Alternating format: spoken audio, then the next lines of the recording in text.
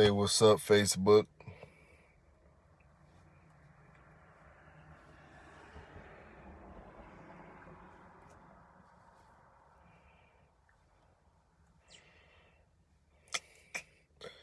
Tune in, we're live and in color.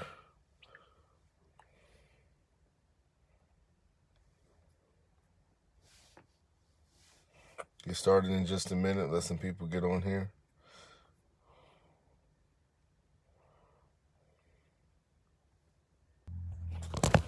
All right, let's get back live.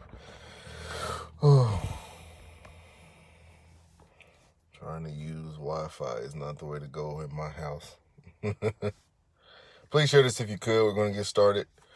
Let me get this shared to my page while I'm doing all the talking. What's going on, Zeke, man? How you doing? I don't know if I seen you at, was that you driving when I seen your sister earlier at Family Dollar up the street. We'll get started. I'm about to share it. I'm sorry, y'all. Distracted. But tonight we just kind of want to talk about a real touchy subject. My wife was supposed to do the rapture video, but she wanted to prepare more because she just didn't want to. Oh, I figured it was that saw somebody driving that looked similar to you. But this is such a touchy subject that I think has to be talked about. And I want to hear y'all opinions because I think if you've lived long enough in this world, you've had some type of trauma. And I think so many times when people talk about trauma, we think of the typical or the common trauma, such as, child molestation, and not to down those, because these are definitely important traumas that definitely affect people's life. But I think so many times we look at it as those common things without seeing that some of the simplest things could be very traumatic for some people, because trauma is not necessarily defined by the action, but defined how it affects you. So something that may not seem much to one person may affect somebody else drastically. Situation, just depending on your environment, depending on your relationships, could affect you. Like I said, I was a person that really didn't grow up in a rough neighborhood. I didn't grow up with a silver spoon in my mouth, but I grew up pretty well off. My mother provided a pretty good life for me.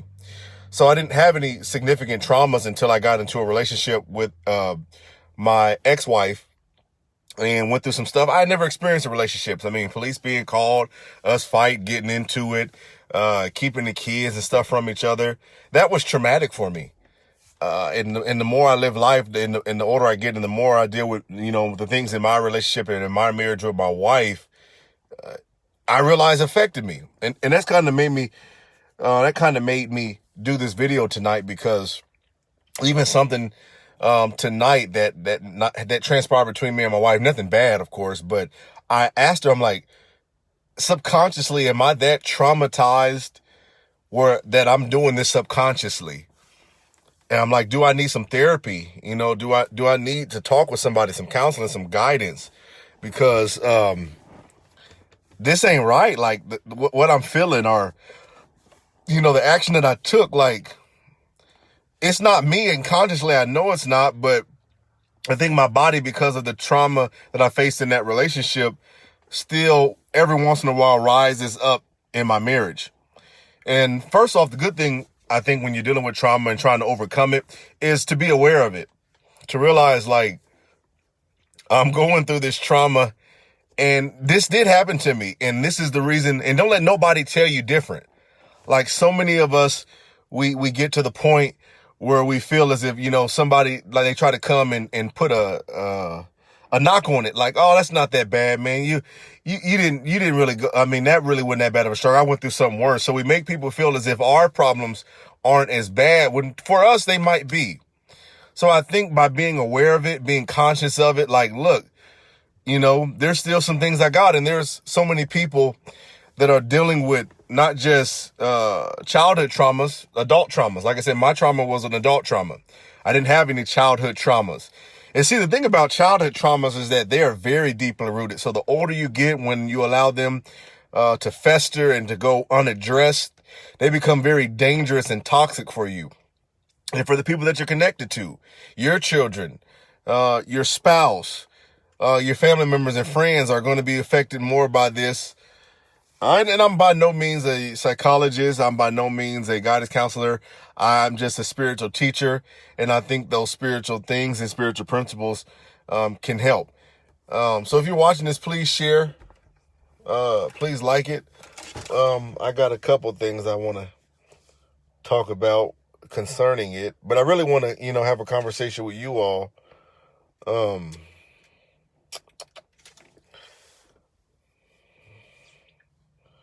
I need y'all to tap in. I don't want to be by here on myself tonight. I know somebody understands trauma. Somebody understands pain. If you're watching this on the replay, just give me a little bit of patience. I want a couple more people to come on here so they can get this message.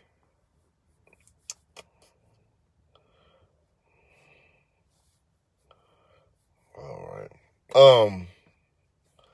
But like I said, so many times we deal with things, or we don't deal with things based on other people's perception of it. So because you may have grown up in a different environment, you feel in your mind that the environment is worse than mine. So now you push or put a knock on my experience because it's not your experience. Sadly, that's the same stuff that goes on in the church, same stuff that goes amongst Christians. We want to force our opinion or our experience as law when essentially it's our experience and it's personal to us. So the only way that we're going to fix it is by looking within ourselves. Because it's a personal experience, we have to deal with it on a personal level. Now, to say that doesn't mean to handle it by yourself. But what I mean is eventually, no matter how many therapists you go to, no matter how many books you read and videos you watch, you're going to have some point have to have a self-reflection. You have to look inside of yourself and see, and just realize and admit, I'm messed up because of this. That doesn't, just because I'm messed up about an experience doesn't mean I'm a messed up person. Doesn't make me bad, doesn't make me evil, doesn't make me demonic. It's just that what I went through has caused me to respond the way that I'm responding. So the reason that I may be rude, or the reason that I may be a little cold, it's not personal. It's personal to me, but it's not personal to you. It's just that everybody that I've encountered that has interacted with me like this is always ended negatively. So in my mind, subconsciously, my mind is trying to protect me. So when you see this sign again, it means hold up, stop, don't give this person any good energy, any positive energy, because last time you did that, they screwed you over. Last time they did that, they hurt you. Last time they did that, it challenged you. It hurt you. It put you under. So,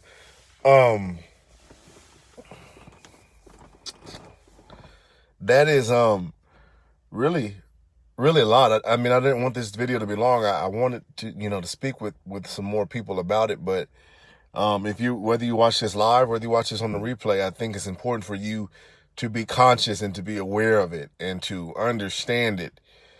Understand why am I this way? So I'll try to give you my situation without disclosing any details. There was some relationship trauma that I had in my last marriage, that most of the time, because I've matured and because I've gotten older, I've learned to process it and learn to deal with it. But certain times, every once in a while, something will trigger it. And of course, because of maturity and because of growth, I've learned to not react the same way when that trigger happens.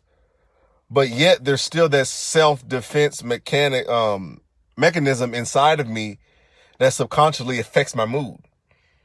So this affected my mood. So my wife did something, like I said, that triggered. And usually, like I said, I used to, when me and her was growing in our relationship, it would be an argument, or it would be a debate, or it would be a lot of tension, because to protect myself, I figured if you did this to me, this is what happened to me before. So before it happens again, I'm going to defect myself. So it always ended negatively because it always caused tension in our marriage and amongst us. But over time and trust, and as our relationship matured and grew, I didn't react that way. But like I said, because of the growth, these triggers, because of her understanding of my issues, those things wouldn't trigger as often. But every once in a while, like today, it triggered. And I didn't trip. Well, last night it triggered. Last night I didn't trip, but I couldn't sleep. Not only I couldn't sleep, but my whole mood was affected today. It was really affected. Like, it just put me in a bad mood. I had a bad spirit that it was almost a vexation. You know, many of us deal with vexation. And like we said, we got to stop as the Christian church demonizing people's vexation. We want to use, the scripture where, Saul was vexed, and he tried to kill David. Saul was vexed, but that doesn't make that person demonic. Now, you could be saying, well, you're trying to erase spiritual influence. No, I'm not. What I'm saying is sometimes we're in bad moods and it has no cause of the devil or demon. Sometimes we're just in a bad mood because of a trigger, because of a traumatic incident or experience. And when it takes us back, those experiences were not good. So, of course, our mood is not going to be good because those experiences were not good. Just like when we have a memory of something that's good or happy, we become happy. It brightens our mood. If you remember, even like when somebody has passed away, a loved one. When a loved one has passed away, of course, the memory of them causes sadness sometimes. Because when you think like, man, that person's not here no more. But then you'll get a memory of a funny moment with you and that person. And now that moment brings happiness to you. So our memories also affect our moods. And those moods are not demonic. They're not demonically influenced. So I was vexed. Make a long story short, I was vexed because like I said, this trigger happened and I thought I was over it. So, cause I didn't react the way I used to. So when you don't react the way you used to, you think that you're over it, but it affected me so much, and I had to ask my wife, like, my mood, I don't mean to be this cold to you. I don't mean to be this way, but do you think based on, this is something I need to speak with somebody about? Is this traumatic experience that I experienced in my past that's affected me now in this relationship? Because I love my wife too much to allow something from the past to affect us now. But the reality is, when you're in previous relationships and you get another relationship, you're still going to have to deal with some of those things. And over time, you smooth out those rough edges and you smooth out those blemishes, but they're still there. Every once in a while, it'll arise and you recognize it because of what has happened to you. That doesn't mean, growth and maturity in dealing with your trauma get you to the point where you're able to respond to it differently. Many of us are trying to erase trauma, but some of the trauma in our life has made us who we are. It has given us our personality, our attitude, our volition, our perspective on certain things. What I went through, I got my first marriage, I got married at 19. These were very formative years for me as a man. So every thing in a relationship, I experienced a lot of negativity. I'm not saying that the whole marriage was bad, but a lot of it was very negative. So a lot of that negativity affected me in the most formative years of me being a man. So by the time I met my wife, I was a broke down, untrusting, rejected, dejected, stressed, depressed man. I was happy. I was single. I was making money. But yet I still didn't have a lot of happiness. Now, meeting my wife, she gave me a happiness that I had never experienced before as an adult in a relationship. I don't count, those, unless your relationship with the person that you met in high school or middle school continued in adulthood. I don't count pre-adulthood relationships. Now, don't get me wrong. Those can cause trauma. Date rape, different things like that. Somebody cheating on you. Those things can cause trauma. So I don't want to, like I said, because that would be hypocritical to say what I said. What I'm just saying when it comes to really affecting me personally, like I said, I can't speak about somebody else's experience, but for me, I don't count those childhood and teenage dating experiences as something traumatic for me. But the marriage happened, like I said, this is a serious commitment. I got married, had a baby on the way, had a baby at 19. My first child, Was in a marriage for 3 years and had so many traumatic things happen and take place that it, for a long time, affected me. That was 19. I believe I got my divorce around 22. Me and my wife got married again by the time I was 23 going on 24. And we've been together the last 6 years, which have been wonderful. So now I'm 30. I'm not the same man I was at 23. Because 23 going on 24, I was fresh out of the 19, 20, 21, 22 marriage that caused me so much trauma. Thank God my wife was patient enough. And don't get me wrong, I'm not the only one that had trauma. She'll tell you herself there was still some trauma that she had to deal with, not just from her previous relationships, but even from her childhood. So, to make a long story short, full circle, we come to the point where I am asking my wife. I'm having a conversation with her literally a few hours ago. Like, is this traumatic incident, this trauma, let me turn this light on to give me some more light for y'all can see me. And I'm about to end it very soon because I don't want to be doing a video in the dark. But do I need to talk with somebody? And one of the things that she encouraged me with was, I think you do. See, there was the honesty. You need people in your life that are going to be honest. My wife could have easily said, nah, you don't need none of that. You'll be good. She didn't say I should go, but she simply just said, maybe that's something that you should look into. Maybe you need to talk with somebody because since I'm not a trained professional, I can't give you a solution. And this is why I encourage people all over the world to seek out. There's so much mental issues in our generation and in our world today. I think it would be ignorant. I think it would be unwise to not seek out professional help. Don't get me wrong. God in your spiritual relationship, your spirituality can assist in comforting you and overcoming some of the things that you battle mentally. But there are trained professionals out there that literally know how to deal professionally. And it's not bad. Like, I could easily say, because one of the stigmas that I had growing up, by admitting to those things, you create the problem. And that's not the fact. The problem is already there. But by admitting those things, now I can take the right step in the direction of healing and deliverance. Not deliverance. I don't need nobody to lay their hands on me with oil and shake my head back and forth to deliver me from my depression or from trauma. Because once again, trauma is always going to be there. Confession. Yeah. Romain, you definitely got to watch this because I've really broke this thing down from the beginning. It's really a good video, but I kind of want some of your opinion on it. But I think it's important for us, to have somebody that can be honest with us and for us to deal with it. And I think, like my wife said, confession is important by admitting, look, what happened to me is affecting me now. So, I talked about just now my personal situation. So I had an adulthood trauma. There's maybe some of you on here that may have dealt with childhood traumas. Like I said, I think trauma is based on experience and based on, it's personal to each individual. So, I know there's a lot of common ones, like I said, molestation. Maybe you didn't have a parent in the home. You raised yourself. You had to take care of your siblings.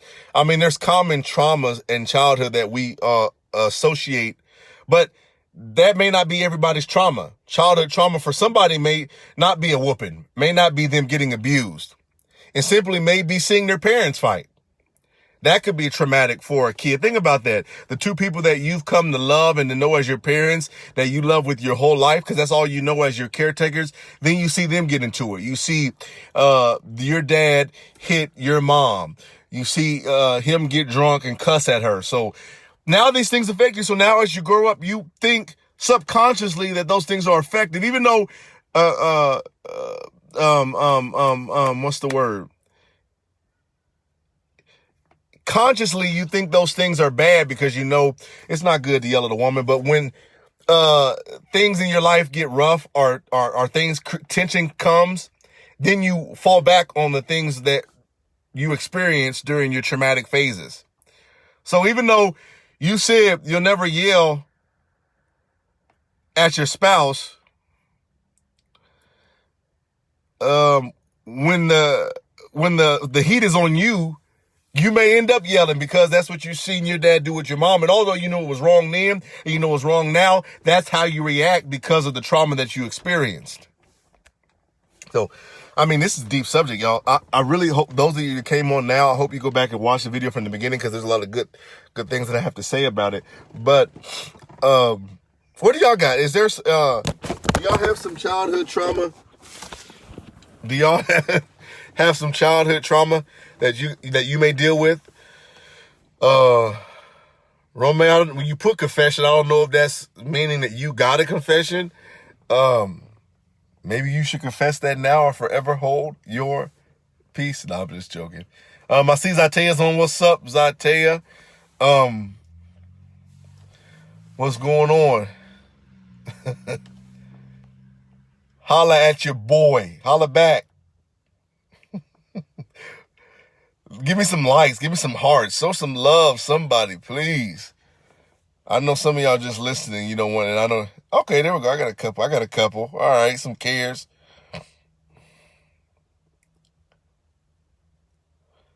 Oh, it's just to say that we have to confess these things that keep us repressed.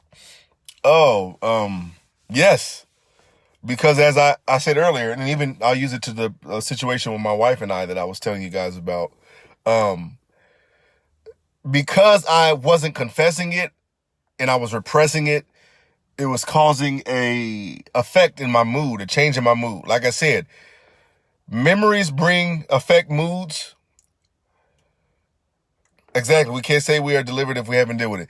Memories don't just affect moods, but the repression of things can affect moods. Just think about it.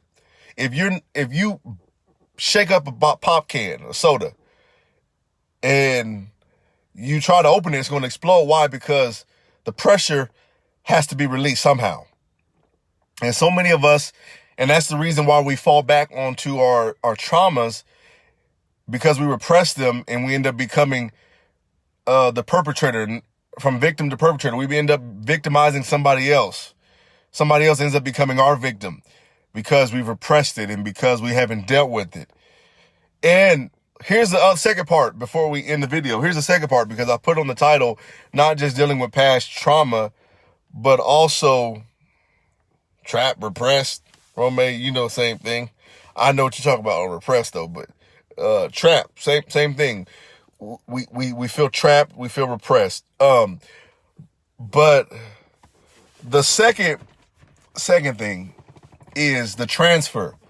Because not only does my trauma, because it's personal to me, affect me, and although it's a personal thing, it can very well affect the people that are connected to me. Hear me out. Those that are married or in relationships, it can affect the person that you're with, the transfer of energy. And I don't want to get too deep in it because that's a video in itself. Let me see. I'll tell you, put something I think is really good. Let's see. Trauma is like an umbrella. Underneath it, it can fall and attach many things: mental health, behavior issues, anxiety, abuse. Yes, it definitely is. It is the umbrella, and there's so many things that are attached to it, good and bad. Because on the other end, because I've seen my parents abuse one another,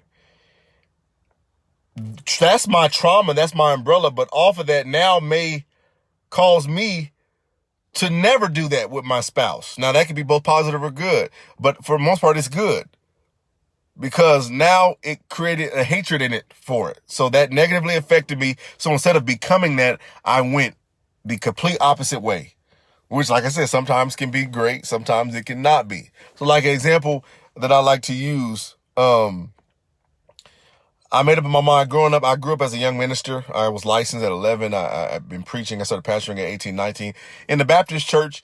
Not just Black Baptist church, but the church period. I've seen a lot of crookedness. I've seen a lot of mess. I've seen a lot of perversion. I've seen so much. One of the things as a young minister I was privy to, because I was in the back room with a lot of these preachers and pastors, and I'm not trying to sit there and expose them. I can care less. That's on them. But I've seen a lot of, pastors mess around on their wives. I've seen a lot of them have mistresses in the congregation that they was pastoring and had a wife. I've seen a lot of this stuff. So one of two things could have happened. First thing is I could have became just like him, because birds of the same feather flock together. So I could have easily, what you hang around long enough, that's the principle I believe in, you can become. So I could have became just like them, playing around, been this player. And let me be quite honest with you. It did affect me. I had to seek God to healing of that, because although, now when I got married, when I got committed, in my first marriage, I was committed. I didn't cheat, none of that. I was really committed because I seen it. So it gave me a hatred. But because after I got a divorce, I didn't deal with it, I became a perpetrator. Started creating women making women victims. So I started sleeping around. I didn't have nobody to play around on because I was divorced. I was single, but I was having a lot of those same tendencies that I seen. So it affected me. It affected others positively. My ex-wife for starters, because I didn't want to do that to my wife and who I was committed to in a relationship. So I stayed committed. But when I wasn't committed, I did what I seen. So it's how, like I said, growth and maturity, when you're dealing with trauma, growth and maturity brings how you are affected by it, how you respond to it. But if you leave those things unchecked, they can definitely transfer over to the people that you're connected to, your children. That's why it's important. I never understood why the older folks used to say, don't whoop your child when you're mad or when you're frustrated. That goes the case even with your spouse. Don't have conversations when you're in that state, because guess what? Everything's going to be out of emotion now, which for an unmature spouse is dangerous. For a mature spouse, they can help curtail it. That's what my wife does. That's what she did for me. She's seen how it affected my mood, and that's where it shows her growth. That's why you have to be open with it, because now when you're transparent with others, they'll be transparent with you, because there were some traumas that she was dealing with from childhood and even from relationships that we both dealt with that we have grown with. Now, in the past, we argued, we bickered, we fought, we fussed over it. But now we know, okay, this is traumatic for this person. I understand why she's reacting like this. I understand why he's doing this. So now we can curtail it and bring positive consequences to it at this point. What'd you say? As I tell you, I said, yes, good and bad responses can vary. Short term, long term. Very true. Like I said, as I said earlier, I don't know if you was on here earlier when I said it, all trauma is lifelong. You can grow from it. Of course, you can be delivered from it, but you'll always have the scar. Scar may be healed up. The bruises, the imperfections may be, smoothed out, but it'll still always be there. And why wouldn't it be? Because it's a part of who we are. Like, our trauma helped form who we are. So although it may have been negative, it created our personality. It helped form who we are. Like I said, what happened to me was in adulthood, in the formative years of my manhood. So thank God I'm a full grown man now. I think so. My wife can attest to that.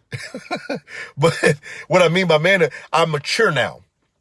I'm no longer a child. I no longer do petty things. I no longer do childish things. And like I said, that's not based on the age. That's based on growth. Maturity is growth. It's not age, because I know some childish adults and I know some very mature kids.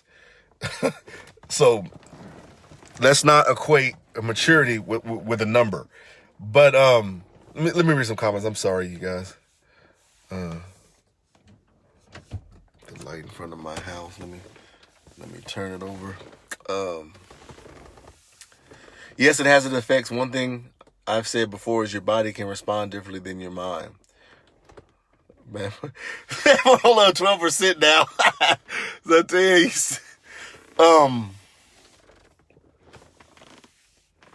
let me see. There we go.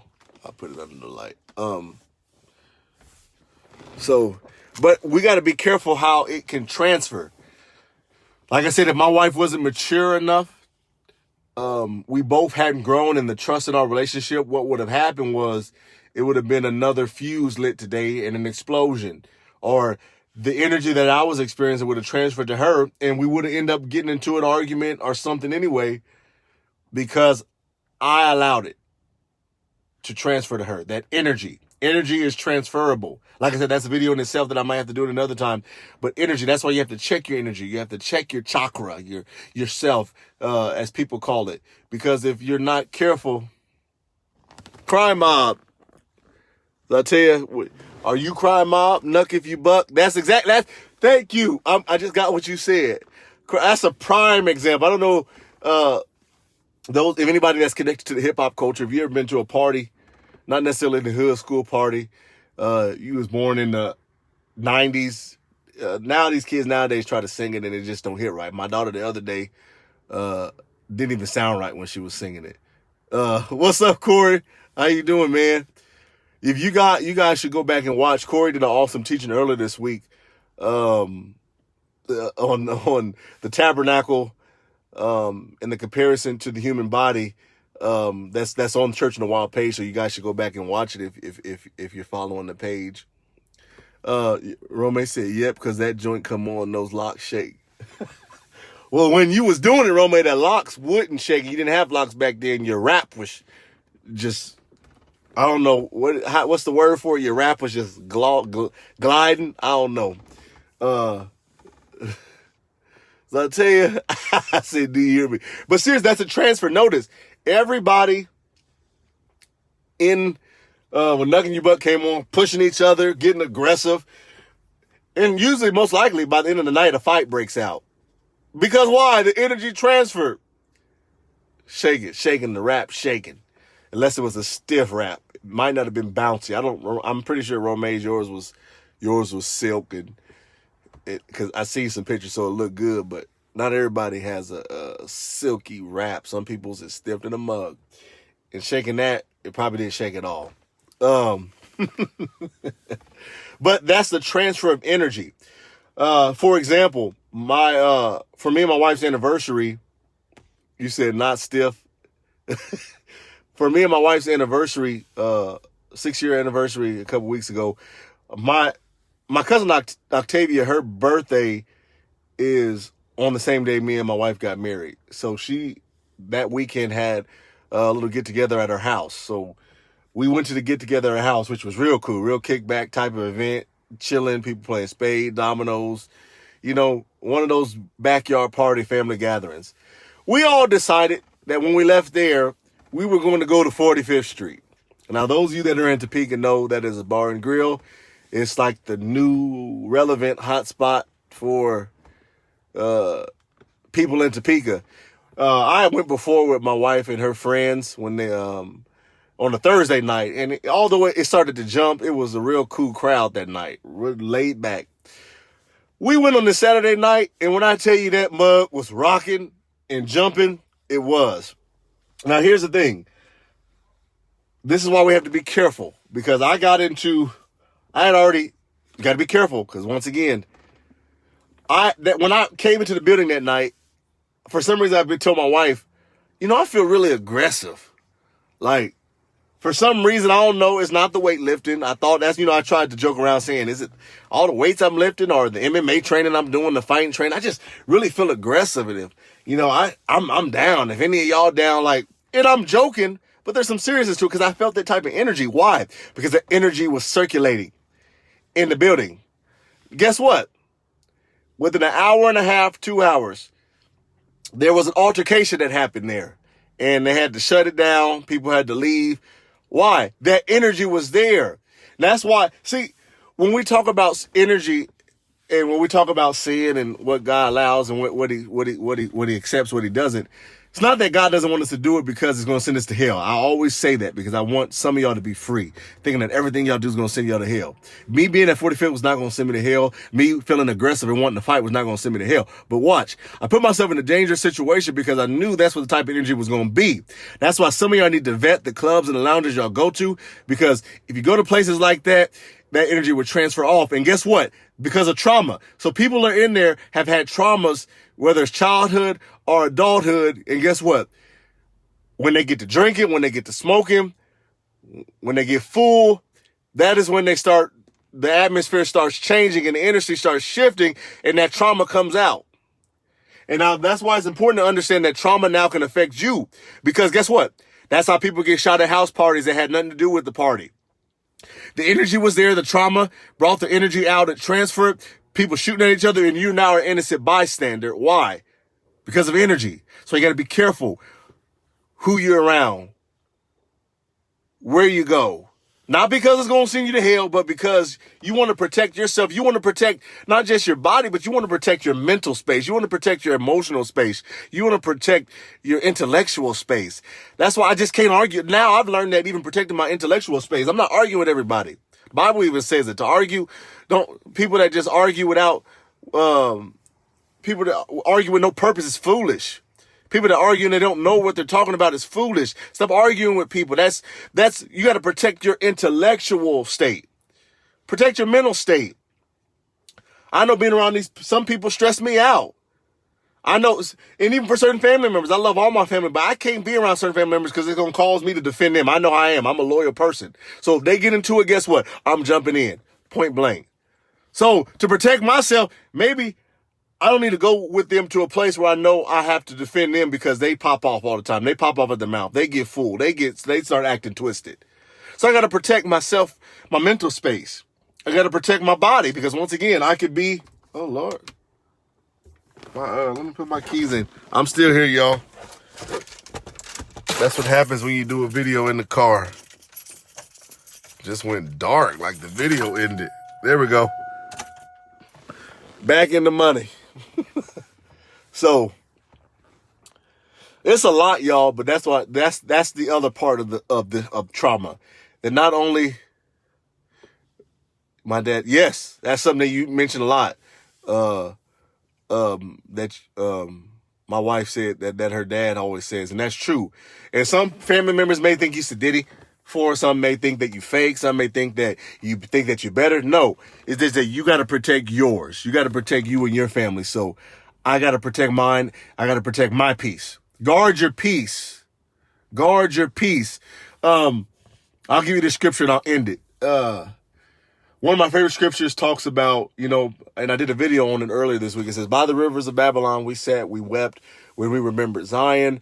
How can we sing songs of Zion in a strange land? If you keep going a little bit down in the verses, it says, Jeremiah is preaching in exile to them. So he writes in his book words of encouragement while they're in Babylon. And after he tells them to build houses, to dwell in the houses, to have babies, to plant gardens, he says, pray for the peace of the city which you're captive in, for your peace. Oh, I just dropped the nugget. Pray for the peace of the city that you're in. So you're captive, you're oppressed here, but pray for their peace. Why? So that you can have peace. Because you dwell here, it would not make sense for you not to pray for their peace. Because if they're in war, you're going to be in war. If they're in duress, you're going to be in duress. Same thing when it comes to trauma. Learn to empathize, to sympathize with people because you have trauma as well. Especially if you're connected to the people that you're connected to. Understand that your trauma, what you're dealing with affects them. If you don't understand that, you'll hurt a lot of people in the process. So, that's really all I got to say tonight, y'all. I hope you go back and watch this on the replay. Those of you that came on late, if not, we'll have another conversation again next week, same time. But I wanted to get on here and talk about that. God oftentimes works with me and gives me things, revelation through my experiences. So hopefully in my being transparent about my experiences can help you in your experience. So with that being said, y'all, we'll see you next time. Church in the Wild.